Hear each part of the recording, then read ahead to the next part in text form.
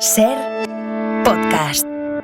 En la cadena SER, La Hora Extra, con Dani de la Fuente. Con permiso del nuevo disco de Bad Bunny que el cantante ha publicado hoy, nosotros les pedimos a los Reyes Magos de Oriente que nos traigan mucha cultura y buena cultura accesible para todos este 2025. Bienvenidos, bienvenidas a la primera hora extra del año. Today is gonna be the day that they're gonna throw it back to you. By now you should have somehow realized what you gotta do. I don't believe that anybody feels the way I do about you now. 2025, el del esperadísimo reencuentro de los hermanos Gallagher de Oasis, que anunciaron una gira que no iba a ser muy extensa y que al final va a saltar a América, Asia y Oceanía.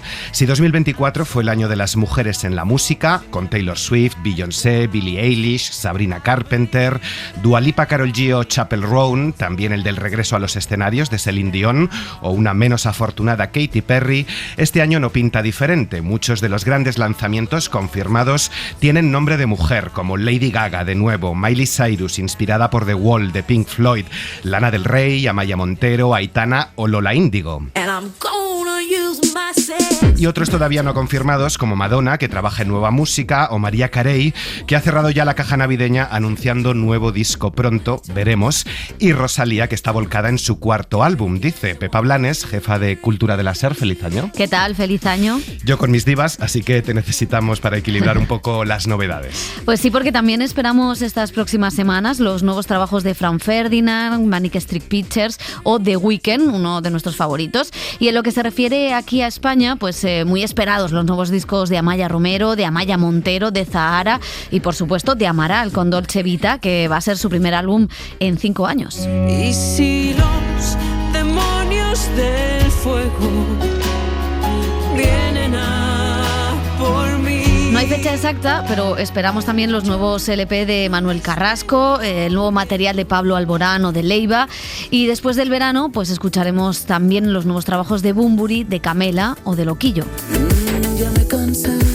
Y recordamos que a finales del año pasado, Guille Milky Way nos anunciaba aquí en La Hora Extra que preparaba nuevo disco de La Casa Azul para este 2025. Lo demoro porque le doy muchas vueltas, me canso, soy muy inseguro, es como que se va demorando por cosas, ahí hay una cierta procrastinación de no enfrentarme a sacar la canción. Pero bueno, que el disco nuevo debería salir antes del verano que viene. O sea. Y además ha trabajado en el nuevo de Solea Morente. Y con muy poca gente he conseguido una simbiosis así artística real, pero a veces ha pasado. Y yo he tenido la suerte, y ahora mira, o sea, ahora mismo en los últimos tiempos he trabajado mucho con Solea Morente y ha existido mucho esa simbiosis. A la espera de que Oasis, ojalá, amplíe su gira por Europa, este año esperamos visitas de otras estrellas internacionales. Por ejemplo, de Robbie Williams, el icónico cantante británico, que esta semana, por cierto, ha estrenado su biopic cinematográfico Better Man. I desperately need this to connect. Es una suerte de liberación y terapia para él, con la que espera conectar con su público. Eso nos decía en el cine en la SER. Williams vendrá a Barcelona en julio. Y vuelve también Bruce Springsteen de nuevo a España un año después. Ahora lo hará a San Sebastián. Billie Eilish estará en Barcelona. Vendrá Anastasia a celebrar los 25 años de carrera.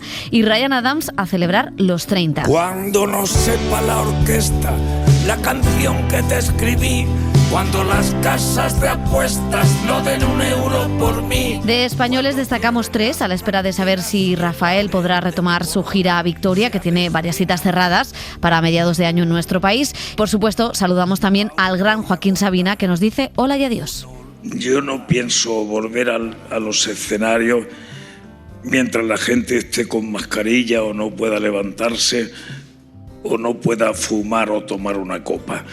Pero sí volveré para decir hola y adiós. Ana Belén va a recorrer España con su gira Más de Ana y Rigoberta Bandini regresa después de 2 años de retiro espiritual con disco y con gira nacional. Jesucrista Superstar. Todos me dicen el negro, llorona, negro, pero cariño Estamos escuchando a Rosalén cantar por Chabela Vargas en una presentación a la que nos invitaron a finales del año pasado de uno de los musicales que más esperamos este 2025, Chabela, un homenaje de Carolina Román con música de Alejandro Pelayo y con la gran Luisa Gabasa interpretando a una Chabela Vargas en sus últimos días, recordando su vida personal muy dura y su trayectoria artística. Pronto les contamos más.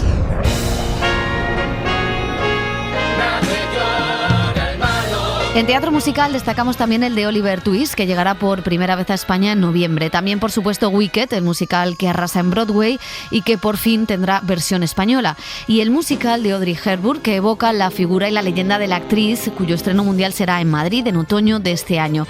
Son Hepburn es su hijo. En realidad contamos la historia de un musical dentro de un musical. Es muy parecido a esas comedias que nos enamoraron de los años 50 y 60. Y del teatro musical al teatro, que por fin ha recuperado a su público después de la pandemia.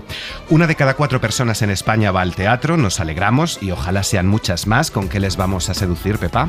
Con obras de marcado carácter social, como la que propone Claudio Tolcachir, con una sátira que denuncia un problema actual consolidado, como es el de la situación de los riders. Pedro Rosal, reivindicando el poder de la conversación, o Lucía Carballal, que nos presentará una familia sefardí que habla del sentimiento colectivo de pertenencia y de las raíces. La Premio Nacional, María Velasco, nos advierte de que vendrán los alienígenas y tendrán tus ojos. Hay varios Lorcas, otro Orlando de Virginia Woolf, dirigido por Marta Pazos, la de Juana de Arco, que vimos el año pasado. También como espectadora me gustan aquellas cosas que me amplían, ¿no? Los límites y aquellas cosas que tienen, que están difuminadas, ¿no? Y que pasan en un lugar entre. Una adaptación de Viaje hasta el límite de Luis Martín Santos, varias obras de Luisa Carnés y algunos aniversarios. Mucha adaptación de grandes obras literarias, que es la nueva corriente europea que se está produciendo, como les advertíamos hace unos meses en La Hora Extra. Se cumplen 25 años del fallecimiento de Antonio Buero Vallejo y El Español le dedica un homenaje con Historia de una escalera, por ejemplo, y Carmen Martín Gaite con 2 obras en la Abadía, de las que les vamos a hablar en profundidad próximamente. Caperucita en Manhattan, por Lucía Miranda, con Carolina Yuste, entre otras. Hay algo que sucede en el teatro, es que no hay tanta jerarquía como en el audiovisual. Y El cuarto de atrás, con el regreso a los escenarios de Emma Suárez, dirigida por Raquel Camacho. A mí, si no hay poesía, si no hay un elemento en el cual se transforme la realidad, para mí no hay hecho escénico. Ya el año pasado disfrutamos del homenaje que le hizo La Tristura a la escritora, que nació hace 100 años y falleció hace 25, pero que sigue marcando a generaciones como la de Celso Jiménez e Itxaso Arana. Y que es riquísimo, que además te ayuda a entender muchos cambios que ha sufrido el país en los últimos 40, 50 años. Yo creo que si siempre pudiéramos hablar bien con toda la gente, tal como queremos, y tuviéramos un tiempo, un plazo narrativo, una pausa para hablar y ser escuchados y escuchar, quizá no escribiríamos. Es como un sucedáneo, en vista de que no encuentras ese interlocutor, pues te pones a escribir.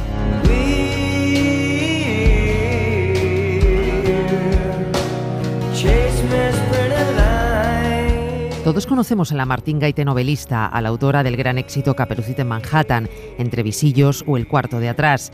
Pero hubo una Martín Gaite experimental, que jugó a asomarse al abismo, tanto en lo literario como en lo personal.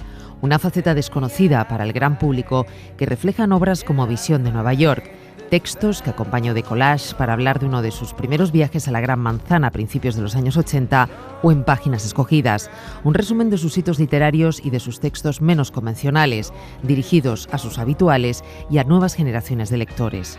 Nos lo cuenta el catedrático y editor y uno de los mayores expertos en su figura, José Teruel. Muestran una Carmen Martín Gaite no del todo convencional, ¿no? Hay textos más raros, ¿no?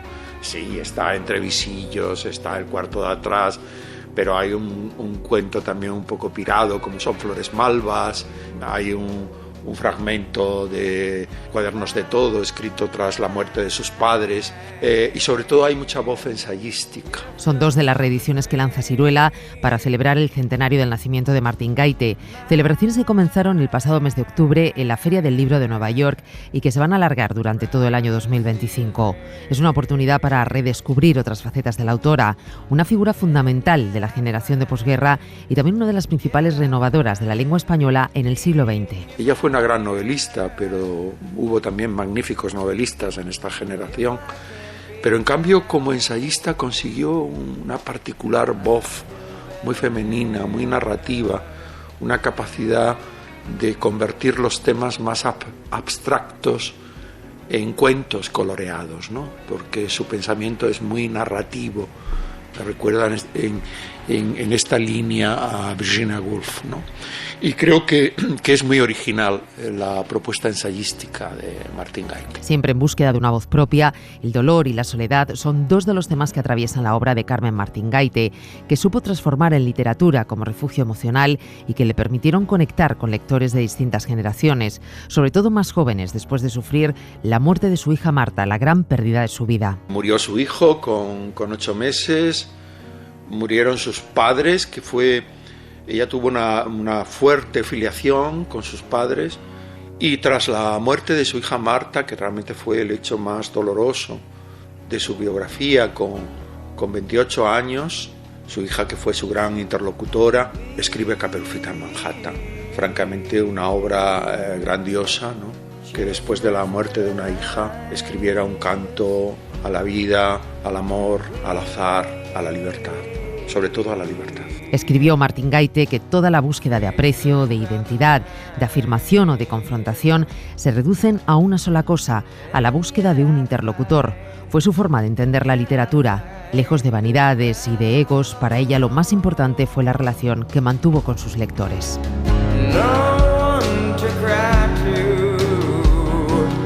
Un reportaje de Raquel García. En julio se cumple el centenario del nacimiento de Ana María Matute y Destino reedita alguno de sus libros, como Primera Memoria, galardonada en 1959 con el Premio Nadal, y Olvidado Rey Gudú, la novela más fantástica y ambiciosa de Ana María Matute, un clásico contemporáneo que redescubrir 20 años después. ¿Qué otros títulos o autores destacados esperamos para empezar el año? Bueno, pues esperamos la verdad que muchos. Uno de los primeros libros en llegar es una interesante y muy breve novela del escritor alemán, el Nobel, ya fallecido, Günter Grass, La estatua, hallada en un cajón polvoriento y que nos trae Alfaguara. Y esta editorial también nos va a traer lo nuevo de Juan Gabriel Vázquez, Los nombres de Felisa, sobre la muerte repentina de una escritora colombiana. Si les gusta la novela negra, pues vuelve la Patricia Highsmith española, la joven promesa de nuestra literatura de misterio, Virginia Feito, con Victorian Psycho. Más adelante también leeremos Los seductores, del siempre socarrón James Ellroy, y Ojo a Rosa Montero y su detective Bruna Husky, que vuelven este 2025. Si por el contrario son más de novelas intimistas, pues no se pierdan Orbital, de Samantha Harvey. Anagrama publica este mismo mes de enero el libro ganador del Booker sobre la convivencia de un grupo de astronautas en el espacio. Anagrama también tiene en su catálogo lo nuevo de la premio Nobel Olga Tokarczuk. Javier Cercas y Delfonso Falcones, Isabel Allende o John Fosse son también autores que regresan, veteranos que regresan junto con Stephen King. Seguiremos leyendo sobre el duelo, que ha sido un tema recurrente en el cine y la literatura este 2024. Sexto Piso publica Western Lane, de Chetna Marú, una conmovedora historia familiar. Habrá también novelas que vuelvan a hablar de la violencia sexual contra las mujeres, como Por voluntad propia, de la francesa Mathilde Forget, una novela autobiográfica que publica Tránsito. Y en Seis Barral vamos a leer el doloroso testimonio de Caroline Darian. Es la hija de Giselle Pelicot y Dejé de llamarte papá. Sobre ensayo, pues leeremos a Annie Ernaux de nuevo, también los artículos de Vargas Llosa, una autobiografía del Papa Francisco, una biografía de Julio Iglesias y además de La pérfida Albión, ensayo del historiador Paul Preston sobre el papel de Inglaterra en la Guerra Civil Española. Este año es el 50 aniversario de la muerte de Franco y habrá muchas biografías en torno a la figura del dictador, por ejemplo la de Julián Casanova o la que publicará más adelante el periodista Jesús Ruiz Mantilla. Yo quiero dinero. España es país invitado en el Festival del Cómic de Angulema, que se celebra a finales de este mes de enero, y estos días, Pepa, has hablado con Miguel Brieva, ilustrador y humorista gráfico, de dinero. Que jo sé que no és culpar ser milionària.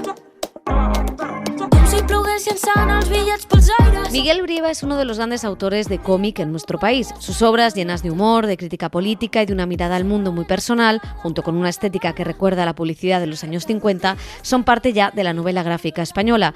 Por eso es significativo La vuelta de dinero, una recopilación de publicaciones que a principios de los 2000 empezó a publicar y a repartir en modo fanzine. Y que aspiraba como a ser un comentario con un humor muy negro, una sátira muy bestia del mundo de aquella época en la que era un poco todavía la época de la burbuja inmobiliaria y parece que costaba cuestionar el modelo, ¿no? actual. Parece que ahora tenemos como muchas más pistas más evidentes para cuestionar el modelo. Astiberri nos trae esta obra monumental que 25 años después no solo no ha pasado de moda, sino que es más actual que nunca por su crítica al capitalismo que metió los tentáculos en todo lo que pudo. Pero el caso es que, desgraciadamente, creo que sigue teniendo la misma vigencia, si no más, porque los problemas siguen siendo igual de acuciantes, ¿no?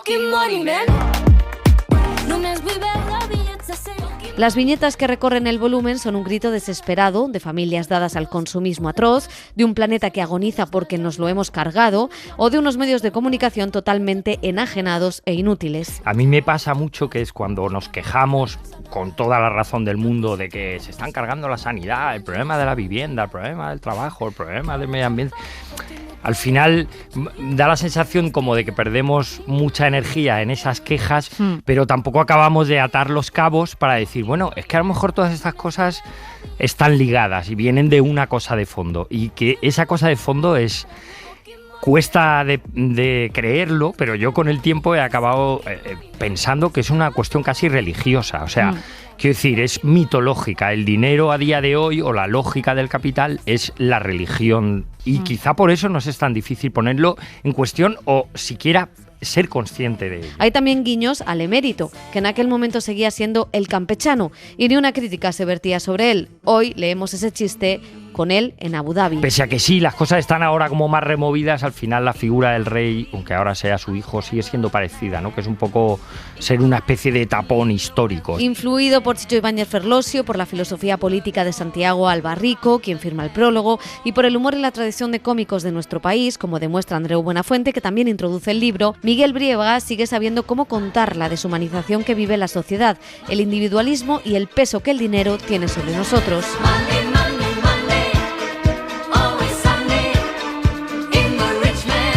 El del cómic es uno de los sectores más pujantes del sector editorial. ¿Qué tiene el cómic?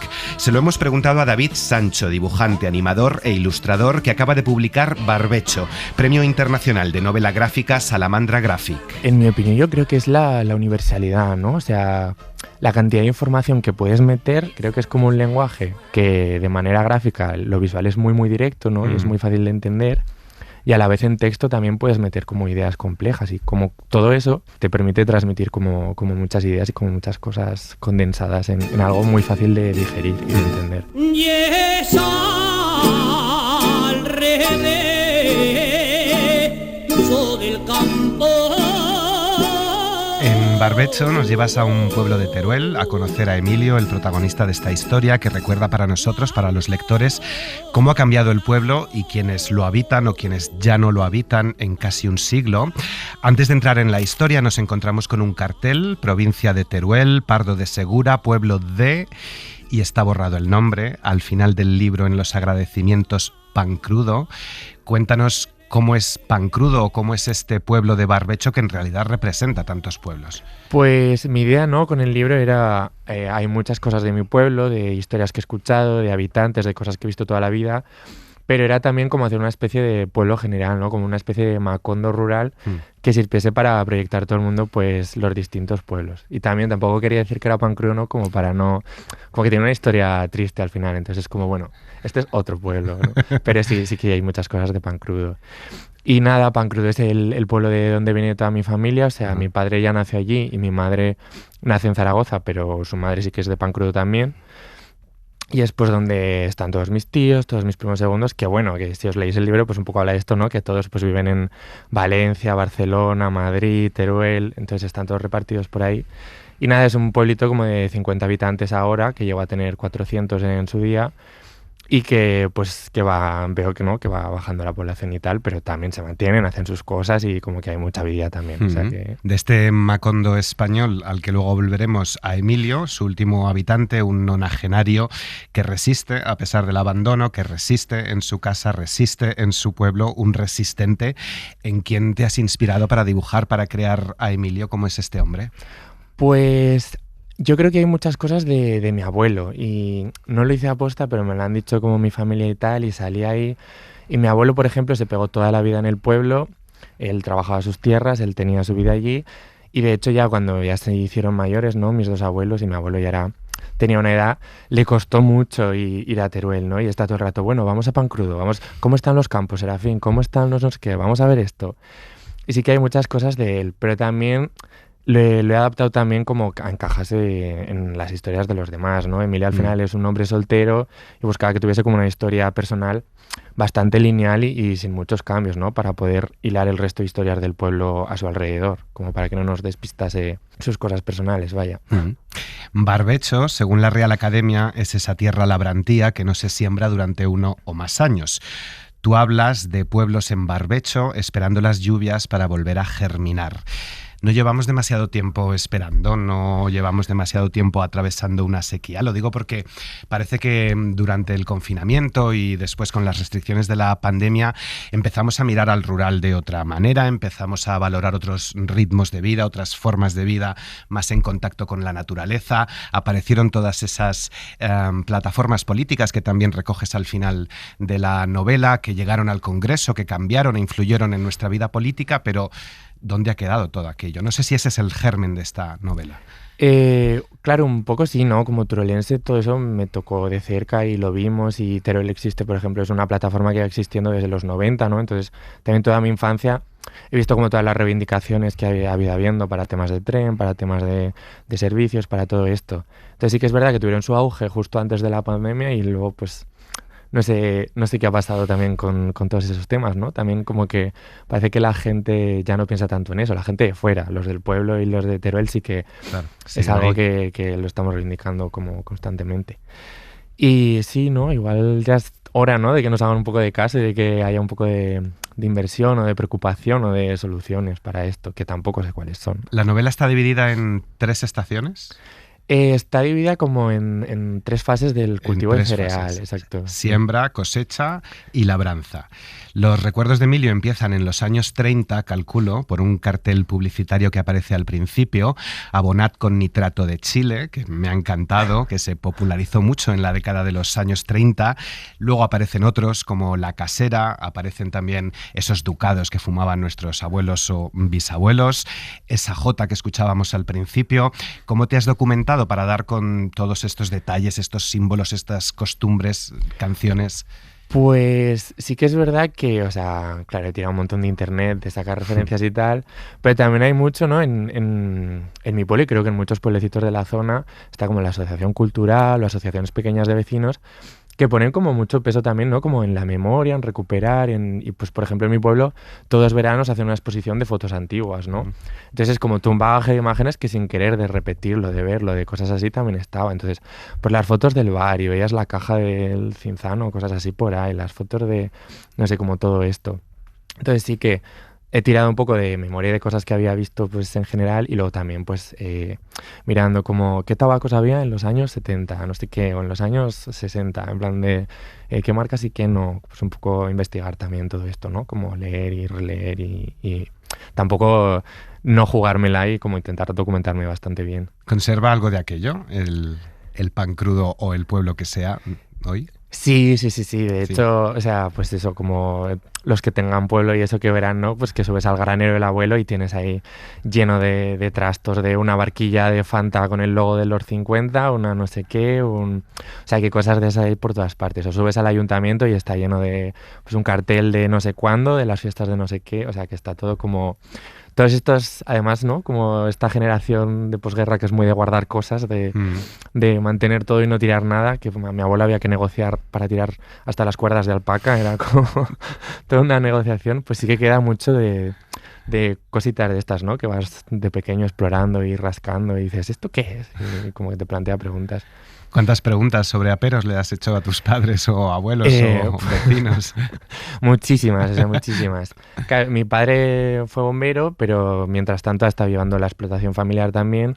Entonces, pues todo esto lo sabe. Él ya vivió también, ¿no? Él creo que llega a vivir como la parte en que se trilla con mulos, todo esto. Entonces, había mucho que sí que sabía, ¿no? Pues por todas estas charlas y como esta parte de mantener la memoria que tiene la gente.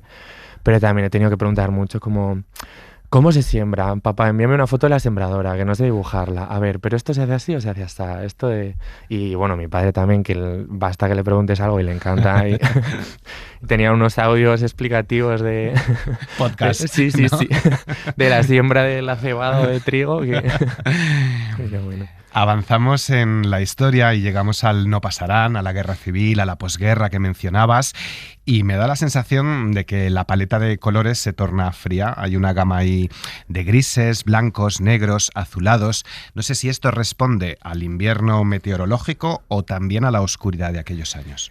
Sí que, claro, parte un poco también de la estética de las fotografías antiguas, que también busqué mucho y me inspiré. Y también, ¿no? Creo que sin querer, pues todo este ambiente de secretismo, de verdades a medias, de cosas que todo el mundo sabe pero no se cuentan, al final sí que evocaba todo eso a paletas frías y a como pues un ambiente medio crudo que había entonces, ¿no? Como intenté reflejar eso también, como... toda esta situación política que no se hablaba, pero que todo el mundo era consciente y que todo el mundo vivía. Claro, y hoy cuando has hablado de aquellos años, ¿te hablan ya más abiertamente o sigue habiendo esos silencios? Pues depende a quién le preguntes, ¿no? Que la generación que lo vivió es como... Yo soy muy a favor de que hay que hablar todo y que esto se tiene que saber y que hay que explicar las cosas que pasaron y todo esto, pero sí que es verdad que la generación de mayores, ¿no? Mi abuela, por ejemplo, sí que era muy de... Bueno, eso no se habla, eso no preguntes, que es un poco también lo que he intentado reflejar en el libro, ¿no? Esa actitud del pueblo de, bueno, corremos un tupido velo aquí. El jurado ha destacado el cromatismo contundente de tu obra. Te quería preguntar un poco cómo has jugado con el color, qué es ese cromatismo contundente a tu entender, cómo despiertan los colores nuestros sentidos. Pues sí que yo suelo trabajar mucho con mucho color, o sea, me gusta mucho y funciono más por pintura y por mancha que por dibujo y blanco y negro. Entonces yo creo que también, que como tuve que aterrizar también el dibujo mucho, ¿no? Para el lenguaje cómic, porque yo estoy acostumbrado más a la ilustración, que es más loca, más...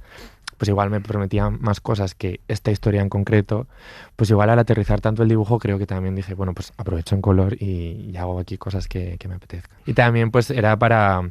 según qué trozo de la historia, ¿no? Marcar un tipo de emocionalidad u otra. Pues los presentes son mucho más oníricos, ¿no? Porque es como más... Está Emilio a solas con el paisaje, entonces pues como se hace este juego del paisaje es Emilio es el paisaje, es todo un poco más subjetivo y sí que es el resto de igual tiempos son más colores, un poco una paleta más realista, pues, para marcar. Amarillos, verdes, azules, rojos, con Emilio contemplando esos paisajes. ¿Es una novela, dirías, nostálgica o melancólica?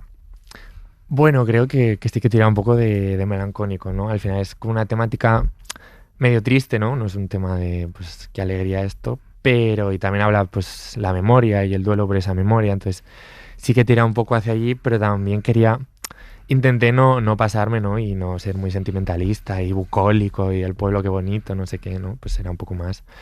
Pero sí, creo que inevitablemente al final la historia tiene un tono bastante melancólico y un poco triste, que es lo que iba un poco con el mensaje. Pero sin caer en lástima. Lo lacrimógeno. Exacto. No, es muy bonito. Es una novela muy contemplativa. ¿Cómo has encontrado hoy el equilibrio entre imágenes? Que hay muchas imágenes que a veces dicen más que el texto. Pues claro, para mí era mucho más fácil, vengo también de la ilustración, que me de la animación, que me he educado en eso, ¿no? Y para mí al final era mucho más fácil contar cosas con imágenes y consecuencia de imágenes que escribir. O sea, escribir me daba muchísimo vértigo, ¿no? En plan de yo escribo muy poco y me costó mucho enfrentarme a eso. Entonces sí que partí el cómic desde lo gráfico, ¿no? Y desde lo visual. Me hice un alzado, me hice, pues aquí quiero contar esto lo quiero introducir así. Y luego ya a partir de ese alzado sí que fui metiendo el texto y sí que fui reescribiendo otra vez todo el guión. Entonces como construyendo imagen y texto más o menos a la vez o en distintas fases, como cambiando de una a otra todo el rato. Y pues un poco fue así. No dejas títere con cabeza o problemática sin reseñar, aunque sea de pasada en una viñeta, desde esa alegoría preciosa con la pajarita de papel en una papelera en esa España grande y libre, el trabajo infantil, la educación en casa y en la escuela, ese respeto distinto que había hacia los padres o hacia los profesores, o incluso la homofobia en el rural, que se menciona también en otra viñeta, ¿no? es una realidad también la de esta España vieja, compleja, dura, no es todo tan bucólico. Sí, o sea, como que quería un poco tocar como todo este prisma, ¿no? de vivencias, de por qué se va la gente, por qué se queda la gente, por qué pasa todo esto. Quería tocar pinceladas de todo, ¿no? Porque al final es como una problemática muy compleja, como multifactorial, en plan de no se han ido por esto en concreto, por esto en concreto. Cada uno ha sido una serie de cosas. Entonces sí que quería tocar todo esto, y parte de la homofobia, pues bueno, ¿no? También está como el tema del sexilio, que también se habla a veces, de que es más complicado el mundo LGTBI en los sitios pequeños, porque pues por eso hay pues menos posibilidad de anonimato, o la comunidad es un poco más pequeña, entonces también hay como más presión de la comunidad. Pero bueno, en el libro, por ejemplo, también quería recalcar que igual que cambiaron las cosas en la ciudad, también ha cambiado en el pueblo, ¿no? Que enseguida tiene la imagen del pueblo como retrógrados y no sé qué y tal, y es como, bueno, pero aquí también tenemos internet, tenemos... ¿Sabes? Aquí también hay personas homosexuales, también hay personas inmigrantes, o sea, igual que ha cambiado en la ciudad, en algunos sectores sí, en otros no, pues en el pueblo pasa igual, o sea, también está muy normalizado en general. Entonces era como hablar de esas cosas. Un último cómic con otra de las grandes cuestiones de nuestro tiempo, la migración. A punto de regresar Donald Trump a la Casa Blanca, nos preguntamos, ¿quién se beneficia de los recursos destinados al cierre de fronteras? ¿Quiénes son los sin papeles que hacen funcionar la economía? ¿Sabemos que las fronteras de Europa se han trasladado al Sáhara? Preguntas que ha volcado en una novela gráfica Tania Tervonen, combinando el análisis macroeconómico con casos reales, con las vidas humanas de las que se alimenta el negocio de las fronteras cerradas. ¿A quién benefician las migraciones? Con Garwix Books, por Gemma Alegrí de Radio Barcelona. ¿A quién benefician las migraciones? Es una mezcla entre periodismo y cómic para contar historias que ya se han explicado muchas otras veces. Aún así, en este caso, el relato de las vidas de las personas que deciden cruzar el Mediterráneo llega a las manos de los lectores entre el texto y el dibujo. Acercarse a esta temática de un modo algo distinto. Los dibujos permiten seguir los recorridos personales, los de los individuos. Des parcours personnels, des parcours d'individus. Es Tania Tervonen, su autora, que considera el cómic como una manera de poder explicar también temas complejos. Tervonen defiende su obra para identificar a quienes deciden migrar. Son individuos, no tenemos su nombre, pero sí que están detrás. Es que detrás hay individuos, hay nombres. Y recuerda que si lo hacen es porque no tienen otra opción. ¿Por qué estas personas atraviesan las fronteras ilegalmente? Porque no tienen otra opción. No son personas que hagan estas rutas de manera inconsciente, no es esto. Hacen estas rutas porque no tienen otra opción. La autora tiene muy claro a quién benefician las migraciones y responde así a su propio título. Más allá de las mafias, dice, todo el mundo se aprovecha de los migrantes. Somos todos los ciudadanos y ciudadanas europeos quienes nos aprovechamos. Cuando vamos a los restaurantes de nuestras ciudades, por ejemplo, la posibilidad de que en la cocina haya una persona sin papeles trabajando es alta. Y entre las viñetas, lo que día tras día vemos y contamos en las noticias, personas intentando saltar vallas que mueren olvidadas en el mar durante un viaje en patera y muertos, miles de muertos. Gente que quiere dejar atrás sus fronteras para llegar hasta otras. Hoy, cuando nos dicen que podemos cerrar las fronteras, que debemos cerrarlas, es imposible. Podemos controlarlas, es posible, y es comprensible que los estados quieran controlarlas. Pero decir que podemos cerrarlas es imposible. No podemos impedir que la gente se mueva. La publicación del cómic llega con un futuro incierto por delante, con la vuelta de Donald Trump a la Casa Blanca y la extrema derecha llegando cada vez con más fuerza a puestos de poder en Europa. Las ideas de unos y otros, avisa la autora, están empezando a colarse entre el imaginario de la gente.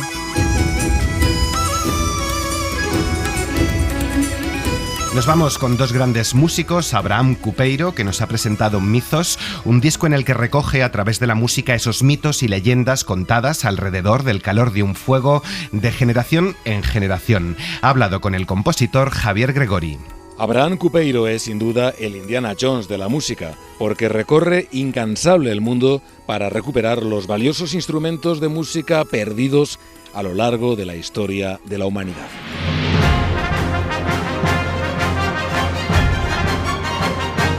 Este músico nació en Galicia hace 45 años y desde entonces ha recuperado unos 200 instrumentos ancestrales, como él mismo explica en una entrevista con la cadena SER. Y entonces, bueno, aunque alejados por siglos, somos hermanos muy lejanos, primos muy lejanos, y también hay el compromiso de no afinarlos del todo para que sigan teniendo estas rugosidades que a mí me parece que es lo que le dan ese toque natural.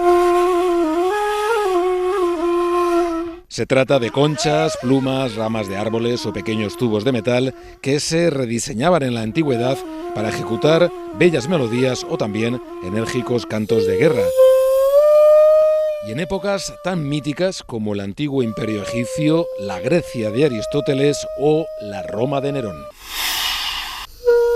Pero la actividad incesante de Abraham Cupeiro va mucho más allá. No solo ha sido capaz de construir él mismo 50 de los 2 centenares de instrumentos que ha recuperado de todo el mundo y de diferentes épocas históricas. Además, toca un centenar de ellos, como este.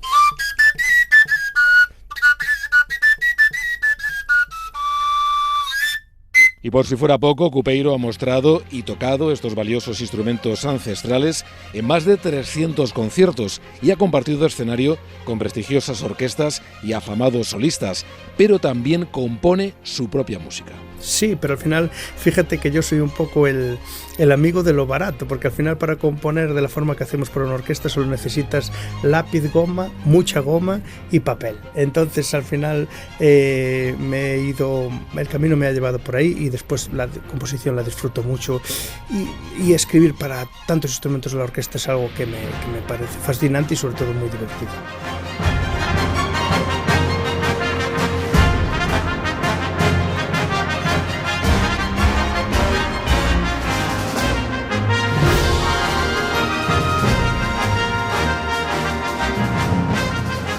Además, Abraham Cupeiro también se ha sentido atraído por todo tipo de repertorios, como el jazz, el folk o la música antigua. Y este ha sido su último hito, participar en la banda sonora de una de las películas del año, la segunda parte de Gladiator, la saga que dirige el oscarizado Ridley Scott.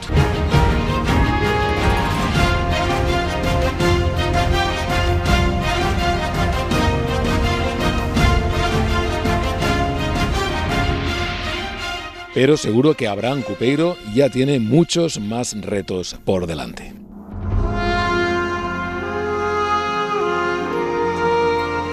Y este 6 de enero cumple 83 años Benito Lertxundi, Zorionak.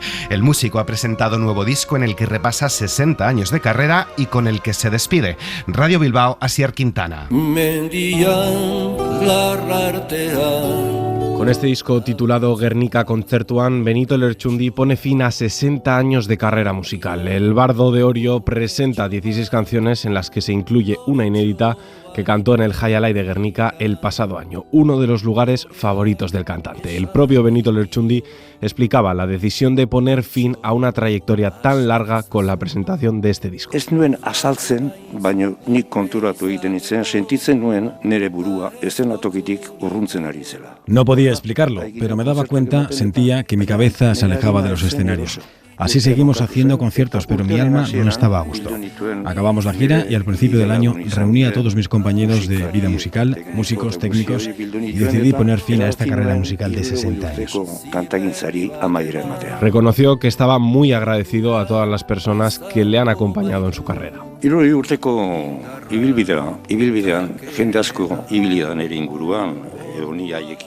60 años de carrera, trabajando con mucha gente, unos están, otros no, pero ahora solo puedo dar las gracias a todos. Sin ellos no sería posible todo lo que he hecho. La magia de la música crea esas relaciones en una carrera musical.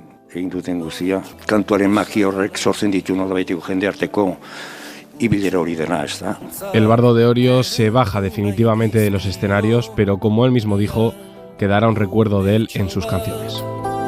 Loretxoari begira, loreak esan nahi dio. María Jesús Rodríguez ha estado en la técnica. Muchas gracias por acompañarnos. Buena semana y feliz año. Jaio naiz libre izateko, ta ez loturik egoteko. Para no perderte ningún episodio, síguenos en la aplicación o la web de la SER, Podium Podcast o tu plataforma de audio favorita. Orduan emango baitu